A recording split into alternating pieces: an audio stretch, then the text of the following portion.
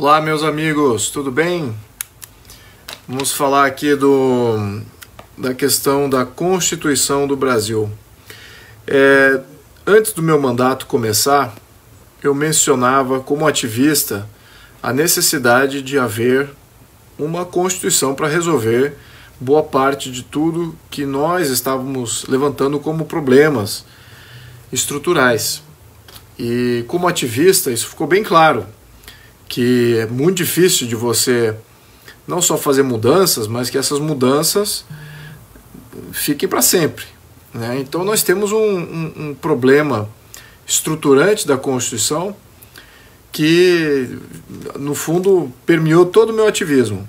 E antes de assumir o mandato como deputado federal, eu pontuei que havia essa necessidade, havia um compromisso com aqueles que haviam me eleito, e basicamente esse compromisso tem que ser honrado. Eu estou aqui num processo intermitente, ou seja, já temos a Constituição. Então, qual é o status? Para aqueles aqui que me conhecem, sabem do que se trata todo o meu ativismo e a minha representatividade aqui do Estado de São Paulo. Para que eles sabem muito bem que isso já estava como uma missão. Para aqueles que são novos, que estão me seguindo agora, estão entrando em contato agora pela primeira vez, eu dou esse contexto de que eu havia pontuado que havia um problema, não é um só, né, infelizmente, tem vários problemas constitucionais. Eu vou entrar no detalhe aqui, que eu tenho que botar óculos para ler aqui de uma outra lista. A lista, infelizmente, não dá para eu memorizar, é grande, mas eu vou entrar nos problemas da atual Constituição e depois eu vou falar como é que a gente está fazendo a próxima, e o processo, e por que eu estou comunicando isso para vocês. Então eu vou entrar nisso daqui a pouco. Mas voltando aqui ao comecinho. Então eu havia feito um compromisso com os meus eleitores de que eu ia propor uma nova Constituição. Gostaria de participar desse processo, independente de como que ele se leve a cabo. Então essa foi uma missão pessoal minha com aquele que me elegeu. E aí, desde o início do mandato, o que eu fiz? Basicamente aprendi mais sobre o sistema legislativo, sobre o que é o governo, fiz várias análises, alguns artigos, também nesse viés reformista do Estado brasileiro. Qual o contexto aqui? Só para dar um geral aqui do problema. Nós temos o Brasil hoje, assim, hoje não, mas nos últimos mais de 100 anos, é altamente instável, como pontuei no meu livro. Ele é instável, por desenho ele é instável. Então ele está nas mãos de grupos de interesses. Esses grupos de interesses dominam o país. Oligarquias, que queiram chamar assim, eu prefiro oligarquias, é um nome um pouco mais pejorativo, porque eles acabam criando esse tipo de problema para o Brasil. Então essas oligarquias dominam o Brasil há todo esse tempo. Não são as mesmas, elas variam. No entanto, são grupos de interesse, sim, grupos de interesse políticos, grupos de interesse econômicos, às vezes são, maioria, é claro, que internos, são representados internos, mas muitas vezes tem influência externa, também de grupos de interesse políticos e econômicos externos. Então, esse é o Brasil no contexto atual. O contexto de qualquer nação-estado, como eu já até pontuei em algumas entrevistas, a nação-estado ela precisa se proteger. Ela precisa definir o seu território, a sua cidadania, o seu povo, e proteger, dar valor a esses cidadãos como sendo um Estado de direito que permite liberdades internas, ao passo que se protege de interferências externas. Então esse contexto diria que a base assim, de todo Estado de direito de sucesso. Nós não temos isso, não é essa a nossa organização. Na prática, nós cerceamos as nossas liberdades internas, nós nos abrimos a esses grupos de interesses externos para que venham aqui fazer leis, impor agenda como a Agenda 2030, impor uma série de métricas e vontades coletivistas, na maioria, que vêm de fora, tecnocráticas, e isso vai de encontro ao que é efetivamente a democracia. A força de democracia e Estado de Direito estão sempre em conflito. Esse negócio de Estado democrático de direito é uma coisa, assim, qualquer cientista político do mundo se arrepia quando escuta na mesma frase Estado Democrático de Direito. Não existe isso. Democracia e Estado de Direito, eles advêm do mesmo, da mesma vontade liberalizadora, né? Contra quem era o Estado de Direito? Contra a tirania. Estado de Direito é luta contra a tirania. Contra quem é a democracia? Também contra a tirania. Então, tanto democracia quanto Estado de Direito lutam contra a tirania. Agora, Estado de Direito e democracia, um luta contra o outro também. Muito bem. Então, isso é que é essa questão de estabilidade que a gente precisa entender. Precisamos, dentro de um contexto de Estado de Direito, permitir a democracia. Permitir que haja democracia. Ao mesmo tempo, não podemos deixar que a democracia viole o Estado de Direito. Esse é o equilíbrio, esse é que é o balanço.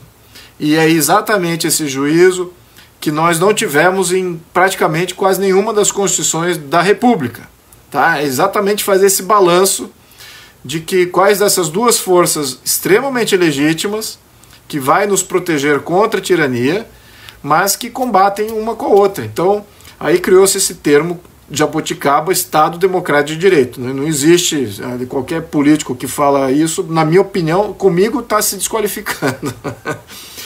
Qualquer advogado, jurista, comigo é um desqualificado. Enfim, então esse contexto, temos que resgatar isso. Temos que entender exatamente como é que essas duas forças entram em balanço. Então isso é uma das prerrogativas aqui. A outra coisa é voltar o Brasil a ser um contexto de nação-estado forte, de ser uma nação-estado que tenha a questão de soberania. Lembrando, contexto internacional, ele é anárquico. Ele não quer dizer que ele vive no caos, porque existem nações e estados organizados com Estado de Direito, com suas regras, e essas nações são, em boa parte hoje em dia, representativos. Claro que tem o mundo ocidental que é mais representativo que o resto do mundo, mas então existe não é caos que existe no mundo, mas também não existe governo. Então é uma questão de anarquia. Graças a Deus não existe um governo global, tá? Vamos aqui lembrar, graças a Deus que não existe um governo global. Mas então temos que ter o quê? As nações vivem numa situação em que exige mais delas de estarem organizadas estavelmente, com instituições estáveis, representativas, e que essas representem e possam fazer o jogo internacional das relações exteriores. Ou seja, uma visão de relações exteriores mais realista, ao mesmo tempo não é caótica. Existe uma ordem na liberdade, é uma ordem bilateral, é uma ordem espontânea, uma ordem de interesses comuns entre países que foge desse multilateralismo que foi criado no século XX.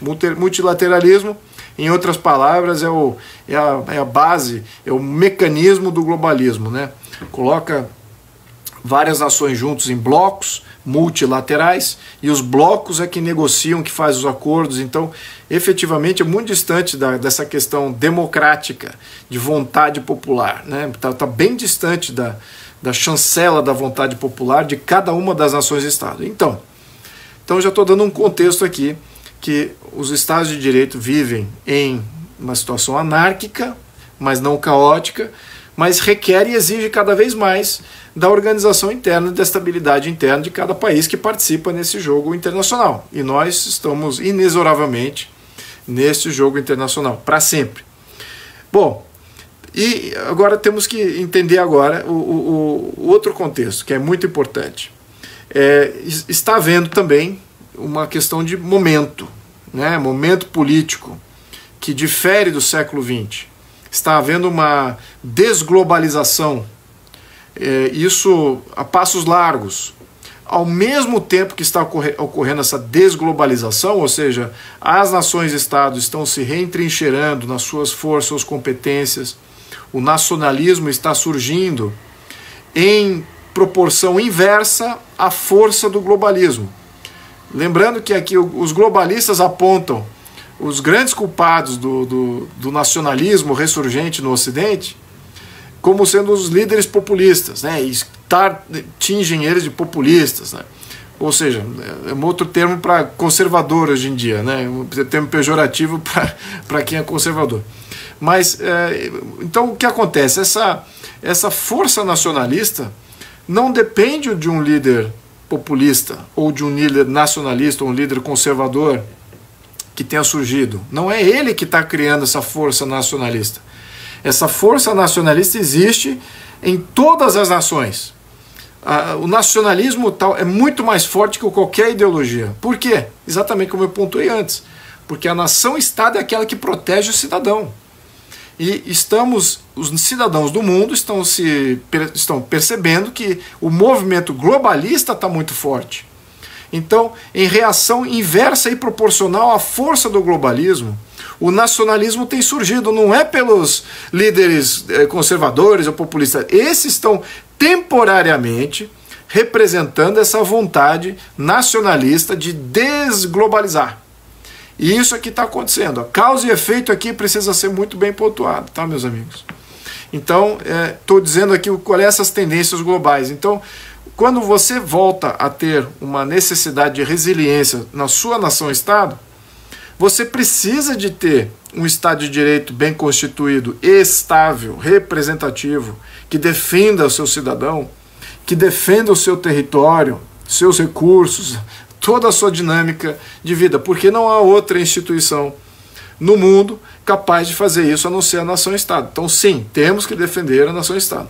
E a nossa Constituição, isso é um dos problemas graves da nossa Constituição, não. Qualquer acordo internacional altera a nossa Constituição. Então, isso aqui é um grande problema. Já dizendo um dos 20 e tantos problemas aqui que a gente pontua, além de outros derivados aí quase que infinitos. Então, esse que é o grande contexto aqui. Temos um problema constitucional de instabilidade política, de não proteção do cidadão, não proteção do território nacional, da soberania nacional, de capacitação das nossas forças armadas e forças de segurança para proteger e fazer efetivamente a proteção.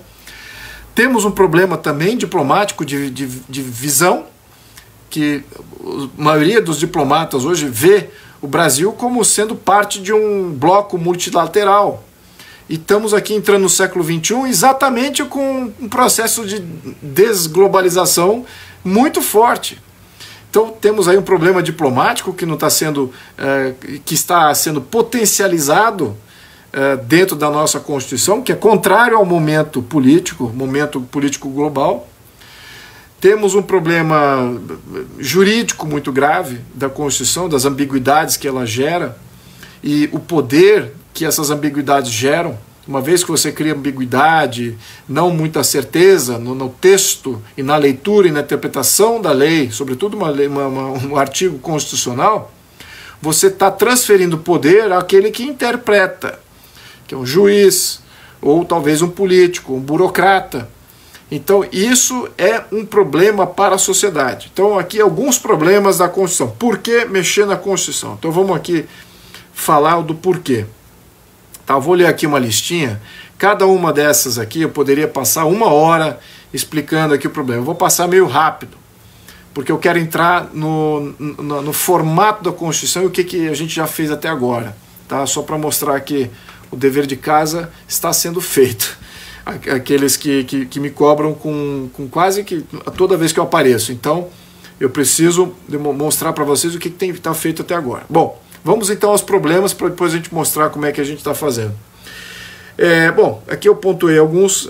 Ela é uma Constituição esquizofrênica, né? Ela permite e proíbe os mesmos temas. Né? Então, por exemplo, propriedade privada, ela permite tal, tem toda a liberdade de propriedade privada. Agora, tem toda uma série de quesitos que violam a propriedade privada. Então, elas permitem também a violação da propriedade privada. Intervém em todas as áreas. Então, todas as áreas das atividades humanas do Brasil estão em Constituição, com permissão de governo, com permissão de burocracia, permissão de políticos de intervir, criar mais norma, mais regra, mais imposto. Isso é uma Constituição extremamente interventora. Né? Podemos entrar nessa questão de Estado social. Acho que quem me segue sabe já diferenciar muito bem o Estado social do Estado liberal, ou como até escutei hoje em dia do Chile, o Estado subsidiário. né? O Chile tem um Estado subsidiário, que outra palavra para ser um Estado liberal, subsidiário a quem? A população. Então o Chile já tem uma Constituição muito boa que eles querem mudar lá, né? Depois a gente entra nesse assunto. Bom, quando intervém no detalhe, né? Tem muito detalhe na Constituição. Não capacita os estados e municípios, ou seja, todo mundo fica dependente da União. A gente não conseguiu descentralizar o país ainda, desde a nossa formação, desde a primeira Constituição do Império até hoje, apesar dos grandes movimentos liberais que aconteceram no final do Brasil Império e também a própria Constituição da República, 1891, que criava os estados, né, saía de ser províncias, passava a ser estados, com presidentes, né? Então não conseguimos descentralizar o nosso jogo político, o nosso jogo tributário, tudo ainda continua centralizado. Cria direitos sem obrigações, isso aí vários já pontuaram esse problema. Ela é coletivista e cria monopólios de Estado, permite agências reguladoras de absolutamente tudo e que não cumprem o papel fiscalizador. Elas basicamente são regulamentadores, então eles são intervencionistas também. As agências reguladoras não é só da União, hein? E tem agência reguladora também de Estado e município, então existe aí uma burocracia infinita de intervenção em todos os níveis, União, Estado e município. E é contra isso que a sociedade precisa lutar. Tá? Isso que trava a sociedade. Os poderes da União não estão bem definidos e o arranjo não gera estabilidade. Nós estamos vivendo essa novela agora. Todos nós participamos dessa novela, eu como político, você e participava antes como ativista, vocês como ativistas. Nós vemos como quem é que está intervindo mais. Às vezes o legislativo intervém no executivo, às vezes é o judiciário que intervém tanto no legislativo quanto no executivo.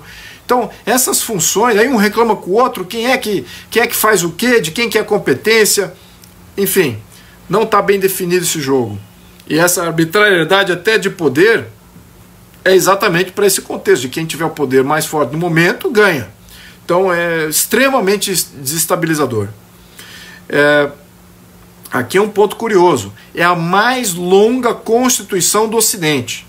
O Brasil tem a mais longa Constituição da América do Sul, da América do Norte e da Europa, né? E a terceira maior do mundo.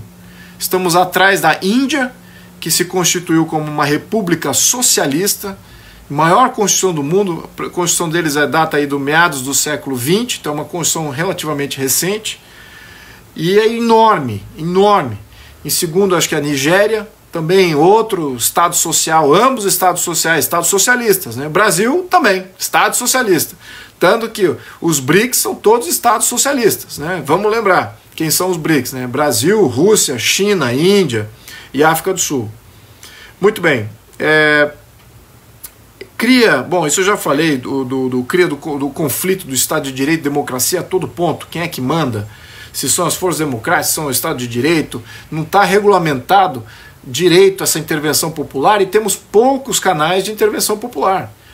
Ela é tecnocrática, essa Constituição, é de Estado definindo, intervindo, gerando, via tecnicidades tecnocratas, definindo a atividade humana. Eu diria que é uma Constituição modelo para a ONU, né? O Chile talvez vá querer fazer uma Constituição similar à nossa, em termos de virar uma Constituição socialista. O movimento lá está indo nessa direção. Fiscalmente, ela é completamente insustentável. O que isso significa? Significa que todas as reformas que estamos fazendo agora, tudo que você possa imaginar, previdência, tributário, podemos listar tudo, SUS, saúde, do Fundeb, ou seja, até a questão de educação, podemos listar todas as reformas que fomos fazer agora. E olha que temos aí elegemos aí um legislativo mais reformista do que o passado. Todas essas vamos ter que reformar de novo. Por quê? Porque ainda pertence ao Estado, está engessado em Constituição. E estamos ainda nesse trajeto de engessamento de mais coisas ainda. Então, temos um problema de reformas constantes, assim, é nesse que vai ser o nosso futuro. E isso é padrão. Isso é o padrão de qualquer Constituição feita como nossa. viola direitos individuais em nome de direitos coletivos. Isso é bem patente, né, em termos de quando alguma classe se manifesta contra qualquer indivíduo, um proprietário de terra ou um proprietário de algum imóvel urbano, pronto, a classe ganha, o indivíduo perde. Então, efetivamente, não temos uma Constituição aí que dá essa estabilidade para a poupança, para a propriedade, para a renda. Ao contrário, o Estado, grupos de interesse, classes, burocratas, políticos, todos esses podem violar os direitos individuais quando eles quiserem. E quando que eles querem? A qualquer momento, não se pode nem prever e nem com que mecanismos pode se criar essas intervenções.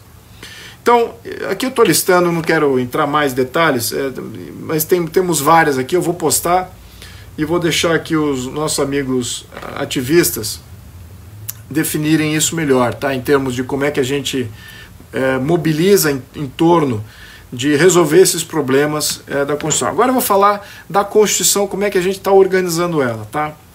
Então, eu acabei de falar dos contextos que a gente está vivendo, né? Do novo modelo do século XXI, como é que isso afeta e como é que nós, constitucionalmente, não estamos preparados para o século XXI. Né? Nós temos problemas aí de capacitação de força e segurança, leis contra a segurança, literalmente, de capacitação e orçamento, então nem se fala, não temos estratégia, estamos aí, continuamos com essa à mercê desses grupos que acham que essas forças externas são todas boazinhas, acham que bandidos são todos bonzinhos e que a população brasileira é totalmente secundária a eles, deve ser secundária. Então, esse é o nosso contexto constitucional jurídico que advém desse arranjo. Então nós precisamos, além de outros problemas, né, fora a questão de livre comércio, livre iniciativa interna, tributário, todo esse contexto. Então, como é que a gente está tentando fazer? É aquilo que eu mencionei, tentar criar uma carapaça de proteção, ou seja, uma chancela protetora do país, da soberania nacional, como muito similar a todas as nações desenvolvidas, não é além nem aquém, então está muito no nível do que seria um Estado de Direito moderno, que sabe se proteger e sabe reagir a esses momentos como esse que nós estamos vivendo no século XXI, e ao mesmo tempo liberta a sociedade. Então como é que você faz isso? Esse aqui é o grande jogo, porque falar do problema é fácil. Falei do problema da Constituição, falei do problema de contexto, como é que estamos entrando aí no século XXI. Agora a mágica é transferir isso para um texto constitucional. Isso é um desafio para todos constitucionalistas, juristas. Isso eu diria que é um desafio para quem gosta de trabalhar com a lei, é um desafio fenomenal. Eu, como cientista político, não sou jurídico, mas eu posso fazer uma avaliação leiga de perspectiva histórica, de momento político, de ciclo político nos quais nos encontramos, e posso municiar aqueles que conhecem a lei muito melhor do que eu. Também vamos organizar a Constituição como justificativas de cada artigo, então um leigo como eu vai poder ler a Constituição, os artigos, e entender do outro lado por que ele existe, por que aquele artigo foi criado. E dar um contexto não só técnico, mas também um contexto histórico e também de interpessoal, de relações filosóficas entre seres humanos, etc., que a gente acha que a gente está resguardando ali. Então, essa que é, assim, eu diria, estou falando do modelo de cima e estou entrando no detalhe lentamente, tá? Então, então aqui nós estamos constituindo ela como sendo uma Constituição que estabelece um modelo parlamentarista. Nós temos um chefe de Estado que vai ter parte do executivo. O executivo do chefe de Estado vai ter 3 funções prioritárias, que é segurança pública, seja ela interna como externa, justiça, que envolve o judiciário e todas as suas competências, inclusive o Ministério Público, uma série de outras coisas, isso cabe também ao chefe de Estado. E temos a questão de relações exteriores, né? Então são essas 3 grandes prioridades do chefe de Estado, e haverá um presidente eleito, né, para essa função. Então isso que é o modelo que a gente está querendo lançar agora. Temos aí, acoplado a esse poder executivo, temos um poder legislativo parlamentarista, né, ou seja, a Câmara de Deputados se torna efetivamente um parlamento, e desse parlamento existirá um primeiro-ministro. O primeiro-ministro ele é eleito, as coalizões partidárias são feitas antes das eleições. Então há um bloco, junta-se vários partidos, esses vários partidos definem um candidato, o candidato se promove como primeiro-ministro da nação, e ele sendo eleito, o bloco sendo eleito como majoritário, ele se torna o poder executivo, de dentro do legislativo. O que isso causa? Vamos entender o que ele resolve isso. O poder executivo precisa estar casado com o legislativo. Então, as leis, aquilo que vai ser criado e debatido em plenário, é somente aquilo que vai ser executado. Os debates secundários que existem hoje em dia no modelo, que a população paga um absurdo, bilhões de reais todo mês, para haver debates que não vão levar nunca a voto, porque não faz parte da agenda do executivo. Então essa que é a grande questão. Existe lá a minoria, aqueles que não governam, pode-se fazer coalizão, fazer pontuação, mas dentro da agenda do que o governo quer votar. Isso que deve ser o debate do parlamento. E aí que está a profundidade, aí que está aliviamento de custo até do legislativo e um foco, né, de você se aprofundar, uma visibilidade maior de quais são as leis, as agendas que vai ser votado no ano. E isso dá só isso já dá mais estabilidade. E dá mais estabilidade ainda você tendo um chefe de Estado que tem poderes em cima do parlamento. Ele pode convocar novas eleições, se não formar, se esse governo não se sustentar, essas coalizões, após as eleições se romperem, e ele não conseguir estabelecer outra coalizão para se manter como a maioria do governo, pode-se convocar novas eleições, voto de confiança, voto de não confiança, tem uma série de dispositivos aí que estabilizam também o poder executivo. Então, o poder executivo aqui é separado, lembrando, tem duas funções. E o primeiro-ministro é diferente do chefe de Estado. O primeiro-ministro é o governo do Brasil, efetivo, né? Ele é que tem mais poderes de governo do que o próprio chefe de Estado. O chefe de Estado tem direitos de Estado e com a questão externa, né? O primeiro-ministro olha mais as questões internas. Pode também olhar questões internas, mas não como prioridade. Enfim, então tem uma série de distinções aí. O sistema eleitoral vai ser diferente. Então eu já falei de dois poderes, né? Aliás, três. O poder legislativo também. Sistema eleitoral distrital, muito possível que a gente adote a proposta que está tramitando hoje, junto lá da comissão, que é um distrital misto. Eu estou até propondo um distrital misto para deputados federais, estaduais, mas um distrital puro para vereadores, né, para você ter mais vínculo da coisa pública no nível vereador. Isso é necessário, né? Vereador não é para ficar defendendo a Amazônia, queimadas e pautas e classes, né? Vereador é para defender entrega de serviço público no seu bairro. Não é para ficar ali debatendo.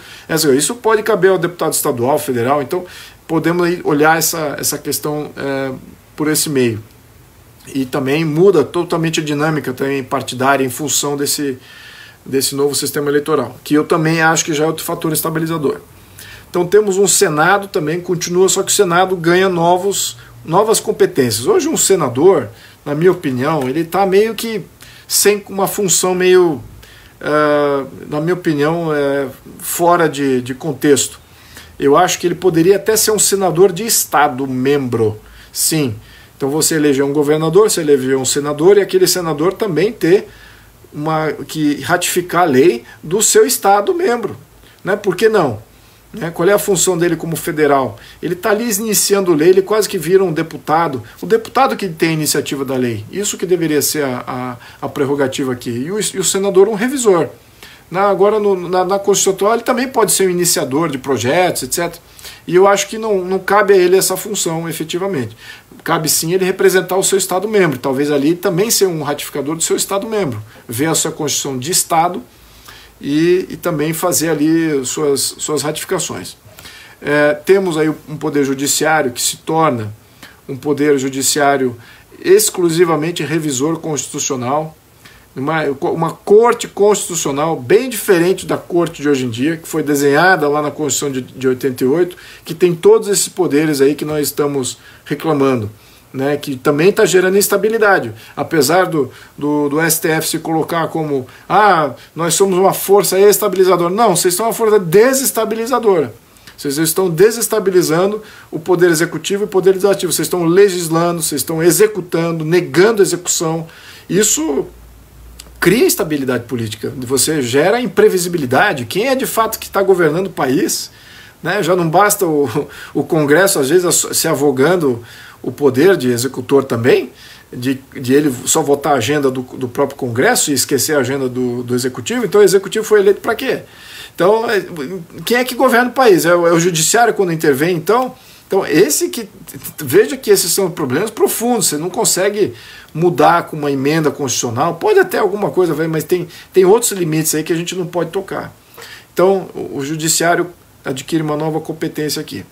Agora entramos em alguns outros poderes, 3 outros poderes são importantes. Tá? Um Conselho de Estado. Então vamos reativar a função do Conselho de Estado. Hoje tem um Conselho da República, existe isso lá na Constituição, nunca é ativado.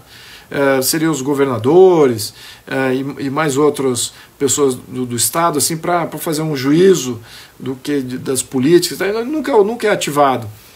Mas um Conselho de Estado ativo, né? Um Conselho de Estado que seja permanente e que ele vai ser não um juiz, mas sim um auxiliar ao chefe de Estado. Então o chefe de Estado não está sozinho, ele tem um Conselho de Estado de ex-senadores, ex-juízes, ex-empresários, enfim, basicamente aqueles anciãos do Brasil que estão ali para olhar essa questão de raiz mesmo, do que o Brasil representa de uma forma atemporal, né, desvinculado de governos e dessas passagens. Então isso dá ainda mais estabilidade. Ele também tem alguns poderes ali. E espero que, ao menos na Constituição, a gente colocou como não remunerado. É um Conselho de Estado não remunerado. A pessoa que está lá está por questões de honra, tradição e com missão mesmo. Então são cidadãos ali graduados, qualificados para serem conselheiros de Estado. Então esse é outro poder importante. Um segundo poder ativo. Então todos esses poderes que eu mencionei são poderes ativos, né, pessoas agindo, né, tanto no contexto de Estado, mas o 6º poder é talvez o que mais me alegra aqui colocar, que a gente colocou uma série de dispositivos em todos esses poderes, não ao ponto de desestabilizar o poder, mas sim para legitimar esses poderes. Nós criamos aqui chancelas de iniciativas populares, de você fazer baixo-assinados, fazer revogação de mandato, fazer referendo com relação a uma série de votações para todos esses poderes.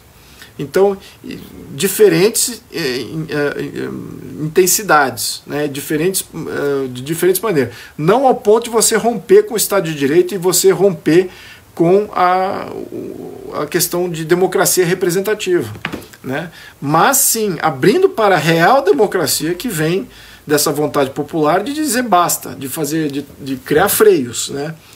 Diretos populares quando há medidas ou circunstâncias extremamente impopulares, criar essas aberturas, o que o Estado hoje não permite, né? E os partidos de hoje temem isso, né? Tanto como revogação de mandato, mas também como questão alegam a instabilidade política que isso pode gerar. Claro, se você levar isso ao extremo, não tenha dúvida que não bem regulado, você desestabiliza completamente. Então eu espero que a gente tenha feito ali de uma maneira para legitimar e não desestabilizar.